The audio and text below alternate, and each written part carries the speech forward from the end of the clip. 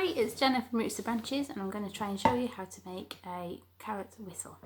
Okay, for this I've got a carrot, I've got a sharp knife, or you can use a normal kitchen knife, and I've got the biggest drill bit that I have, which is an 8. Try and find a nice straight carrot. For once we need a straight carrot instead of a wonky one. I started off by just chopping off the top of the carrot. And I also chopped a slice off to use for later.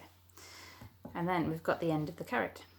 And we're going to take the drill bit. And we need to watch out for these spirals, because these spirals have got all the cutting edges, all the sharp edges on. So I'm going to hold it by the bit without the spirals. I'm going to hold it here, hold my carrot, pop it on top, and I'm just going to drill through, which is what I did earlier. I'm just going to finish it off. And you can go as far in as you can and just try and keep it as straight as possible so it doesn't pop out the side of your carrot.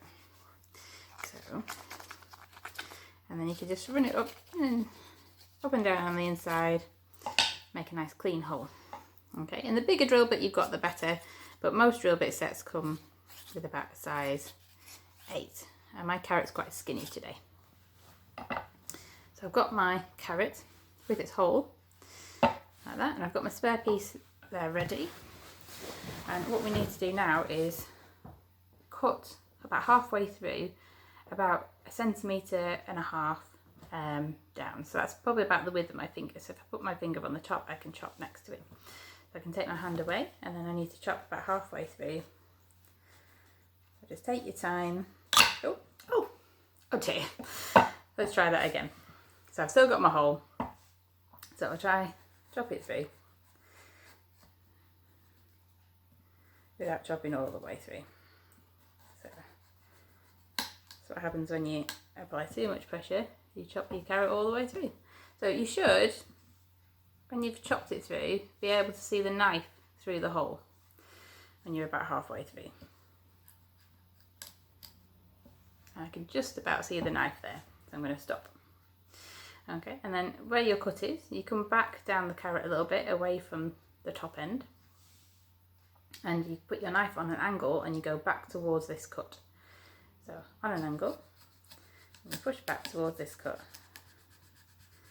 And you just keep chopping, and you should end up with a little wedge shape. And you should be able to see a little bit of your hole in the middle, and I can't quite see that hole. So I'm going to go back a little bit more, back on an angle, and just chop a little bit more out until I can see, and I can just about see the hole just in there. So if I put the drill bit back in, just so I can see. Can you see that little tiny hole in there? So I think I need one more slither. I'm just going to take off another little slither like that, just so I can see the hole nice and clearly. And see it in there? And then we're going to make a stopper for our top. So we need something to seal up that hole. So that's what the spare bit of carrot's for. And we need to chop a bit of carrot that's bigger than this hole. And then we need to chop it down into a nice circular tube, cylinder shape. So take off the corners and just take your time, because you don't want to chop off too much. So you can see it's starting to get more circular, and it's starting to get a little bit smaller, but it's still just a bit big. So I'm going to just carry on just taking off little bits all the way around. Just peeling it off,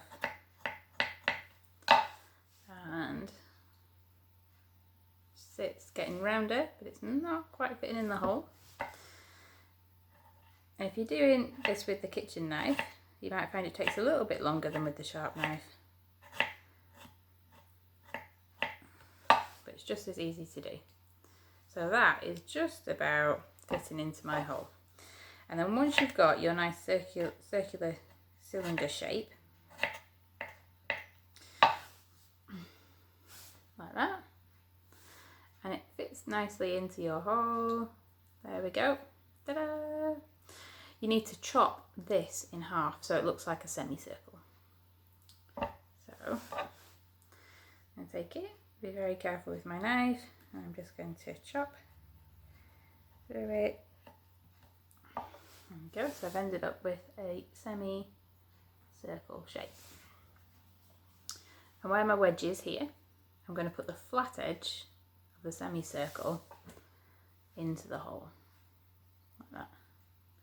And we don't want it to go past, so we don't want it to go past this opening here. So we need to make sure that we pop it in and keep looking, see if you can see it. And then once it gets to that point, if it is too long, like mine is, I can chop it off at the top. And you can see it's half filled that little hole. And you should be able to, almost, not quite. I think I might need to make my little hole at there a little bit bigger to make it whistle. So let's see. So this also works better on a drier carrot. So if you chop the top off and then leave it on the side for a few hours to dry it out, because these carrots are very wet. So almost.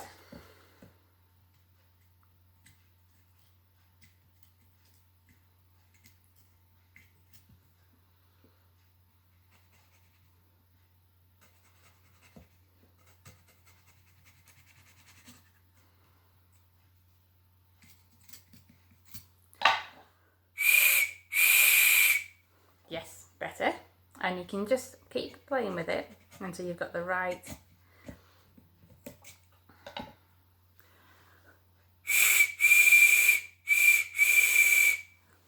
combination. So there's your little carrot whistle. You never know when you're out camping if you'll need a little whistle to call for attention. So drill through the top, create a straight cut and then a slanty cut so you can see the hole that you've made, and then make a stopper that's like a half circle there to close up this little hole here, and then make sure it goes in but not past this hole.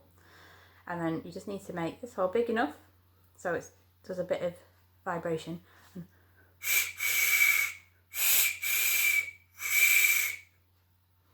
And then if you leave your carrot to dry out before you do this, it'll be much better. But I am now covered in carrot juice and probably have orange lips. There we go. Carrot whistle. Bye.